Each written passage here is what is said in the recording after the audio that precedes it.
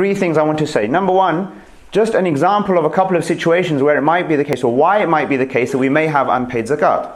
First of all, when does zakat become due on a person? It's not when we graduate and start having a job, right?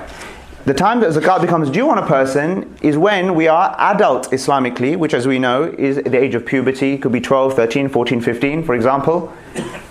And we have as much wealth as the nisab being the threshold above which we then have to pay. In the measurement of silver, the nisab today is around £280 or so. So as soon as somebody has £280, now their clock starts ticking a year later. If they still have above this level, they need to calculate and pay zakat.